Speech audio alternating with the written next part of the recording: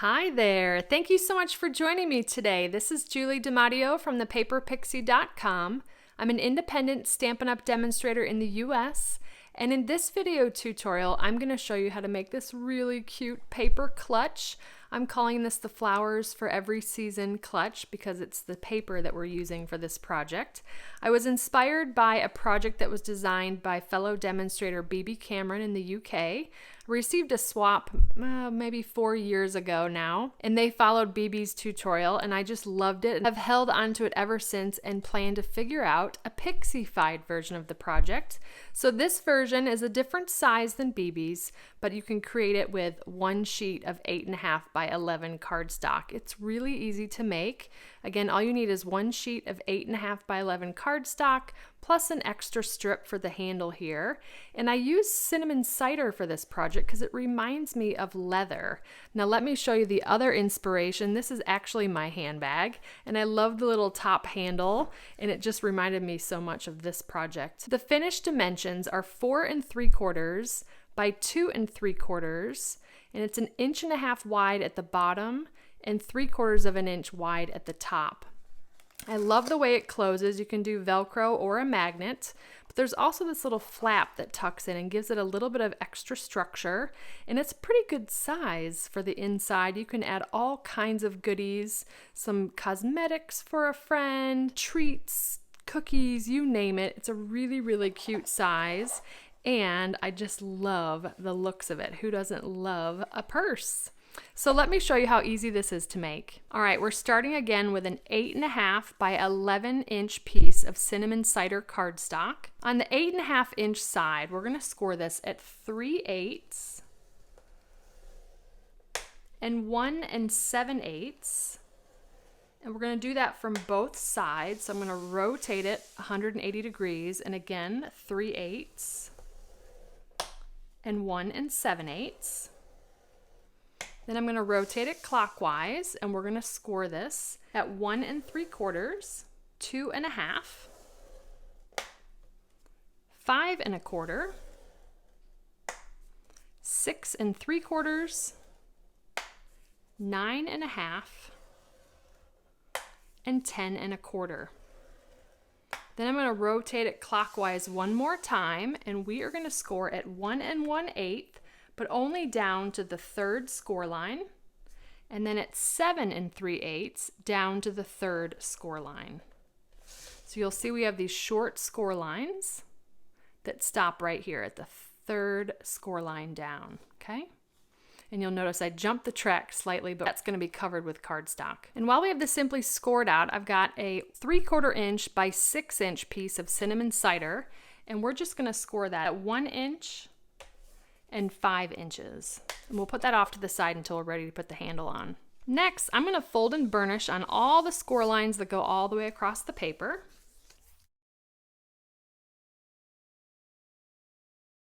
All right, so I've brought in my template here, and with the 1 3/4 inch section at the top, I'm going to start cutting from the bottom, and I'm going to come in 2 vertical score lines, and I'm going to cut up to the 4th horizontal score line. So come into and up 4, and I am actually attempting to cut away the score line so that there's no score line left.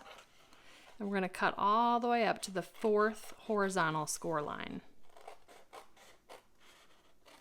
Okay, so we've got 1, 2, 3, 4. All right, I'm going to repeat the same thing on the opposite side, so coming into and then cutting up 4. All right, like so. Now we're going to be leaving this section behind, so I'm going to turn it to the side, and I'm coming in 3 score lines instead of coming all the way over to the 4, because I do want to leave this section behind. So I'm just going to come in and remove this piece here. Do the same thing on the opposite side, come in 3 score lines, because ultimately these pieces are going to become our tabs. All right, so I'm also going to come in, we're leaving this 3/8 of an inch piece here, but I do want to come in and notch it. So I'm going to come in and notch on either side of these score lines while we're there, okay? I'm folding this big section out of the way, and we're going to come in and angle cut or notch these big tabs. And in doing so, you're also going to remove this outside section. Okay, so we're going to do the same thing over here. Come in and notch on either side of this little 3/8 inch section. Okay, then we're going to come in and angle cut this tab here. It's removing that corner section like so. So we've just done these two pieces. Okay, now I'm going to turn this 180. I'm also going to turn the template. And this time we're going to come in 3 score lines, but we're going to cut up to the second. So we're coming in 3 vertical score lines, cutting up to the second horizontal score line. Again, trying to remove the score line.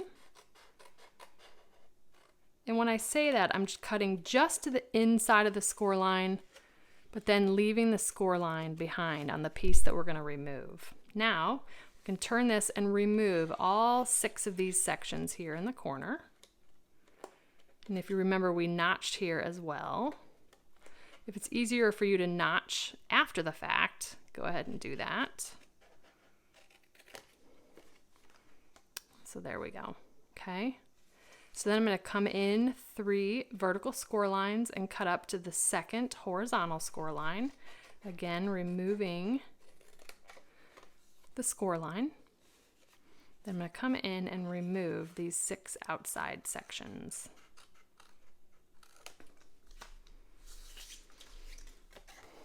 All right, so now it's looking like this. We've got it upside down here. Then I'm going to use the detailed trio punch, and we're going to round the top 2 corners here and the bottom 2 corners as well.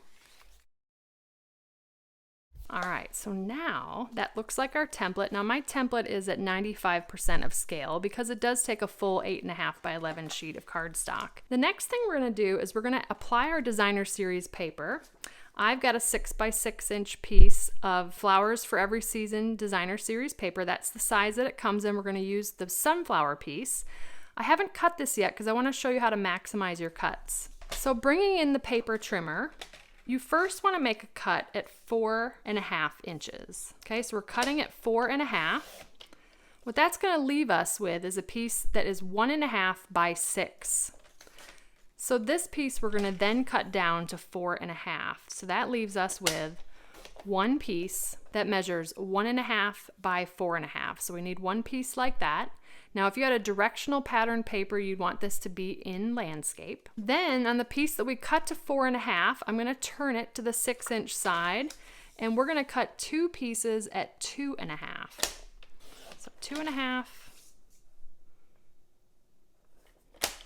and 2.5. So you need 2 pieces in landscape that measure 2.5 by 4.5. If you were using a directional paper and it was 6 by 6, you'd actually need 2 different pieces in order to get the pattern going in the right direction. So one more time, one piece that measures 1.5 by 4.5, 2 pieces that measure 2.5 by 4.5. And then what you're going to be left over with are just these 2 pieces that you can save for another project. On the narrower piece, we want to round the top 2 corners. So in landscape, round the top 2 corners.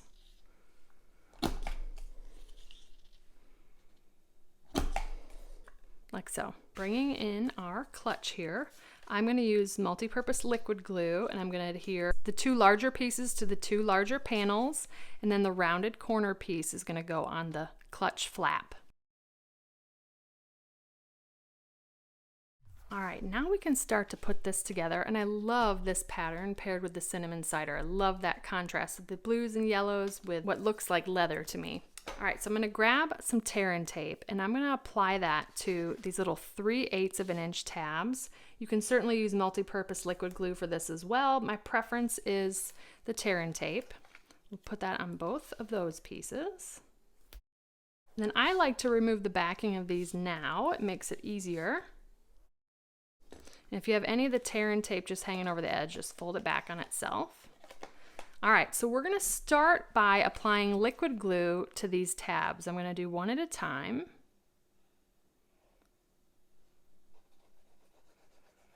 And we're going to line up this score line with this cut edge. So that tab is actually going to be adhering to the bottom of our clutch. It's a little awkward trying to figure out where to put your hands for this, but just get it started and in the right place, and then you can kind of put it down on your workspace and press from the inside. You just don't want that paper to shift on you while the glue is still movable. Okay, then we're going to do the same thing with the opposite tab. All right, now what we can do is we pulled the tear and tape off of those, and we're going to line up this edge with this score line.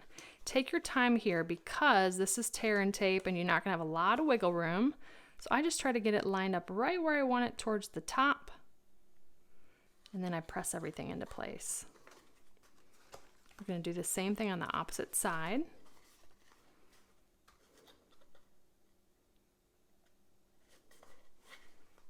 Okay, now what I can do is come in and just press on those tabs from the inside. There we go. Okay, we've got those score lines that are going down the sides here. I'm just going to gently press in using my forefingers, thumb, and middle fingers. Okay, and then this shorter tab, the one that we didn't adhere the designer series paper to, that's just going to tuck into the back here. Just take your time, and that's going to kind of hold this clutch in its tapered shape. So see how that's holding together already. Now this is going to then fold down and over, and I just love the way that that looks on the top. Look at that. So really sturdy. Again, great size on the inside for all kinds of goodies.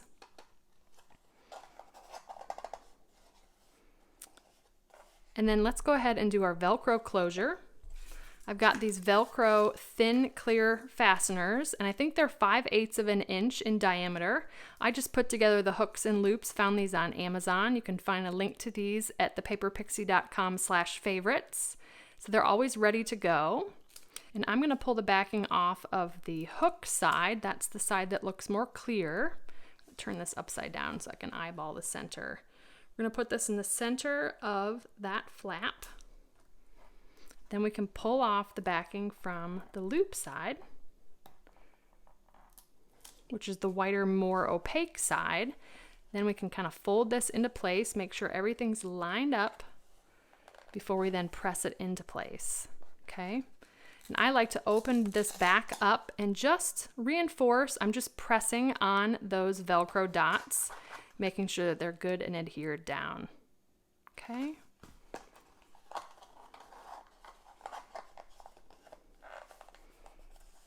All right, now bringing in our handle piece, using a bone folder, I'm just going to gently try to curl the cardstock, break down the fibers a little bit. And then I'm going to fold back on those 1-inch score lines that we had made, like that. Using liquid glue and a fairly generous amount, just don't be super heavy with the glue. And we're just going to line that up right to the edge of the clutch. It's the same width as the top. I'm just going to take my time and make sure that that's good and adhered. Then we'll repeat the same thing with the other side. You'll get a really strong hold with the liquid glue, and it gives you a chance to kind of move things around. Oh, look how cute that is. It's a really strong hold. Let's do a little bit of decorating. I opted to use the Dress to Impress stamp set and the sentiment Hello Fabulous. I'm going to stamp that in Misty Moonlight onto Whisper White cardstock. Then using the layering ovals, I'm going to use the second smallest of the smooth ovals to cut out the sentiment, and the second smallest of the scallop ovals to cut out a piece from Cinnamon Cider. I'm going to go ahead and do that.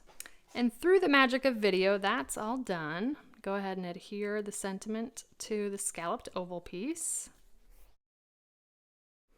Then we'll adhere both of those to the front of the bag, very similar in style to my clutch. And then to finish it off, I'm just going to tie a little Misty Moonlight bow to the handle. And a quick tip here, I love to use reverse tweezers to kind of hold that knot in place and act as a third hand for me. And there is our Flowers for Every Season clutch, inspired by BB Cameron, as well as my own personal clutch here. I love the little top handle and the tapered sides as well. So here's two beautiful versions with that Flowers for Every Season Designer Series paper. I love the little pops of cinnamon cider in the pattern, and I just think that these look really, really pretty, almost like little leather clutches. So thank you so much for joining me today. If you enjoyed this video, please give me a thumbs up, subscribe to my channel, and hit that bell icon so you don't miss my next video. If you're interested in purchasing any of the Stampin' Up! Products I used today, they'll be linked in the description. And I'll also include a link to my detailed blog post with all project measurements, details, and a picture of the template. I'd love to have you come visit me at paperpixie.com, where I post projects every weekday to inspire you. And if you don't want to miss a thing, you can subscribe to receive blog updates, and you'll receive an email each time I publish a new post. You can shop with me anytime at paperpixie.com/shop. And if you're interested in a discount on your Stampin' Up! Purchases, the starter kit is the ultimate bundle, and it's a great way to fill your wish list for less. I'd love to have you join my team of Paper Pixies. You can purchase the starter kit at paperpixie.com/join. If you don't have a demonstrator and you'd like a complimentary copy of one of our catalogs, you can order catalogs through me at paperpixie.com/catalogs. And if you give this cute clutch a try, I'd love to see what you made, so feel free to share it on social media with the hashtag paperpixie, and I'll be sure to check it out. Thanks again for watching. I hope you have a wonderful and blessed day. Take care. Bye.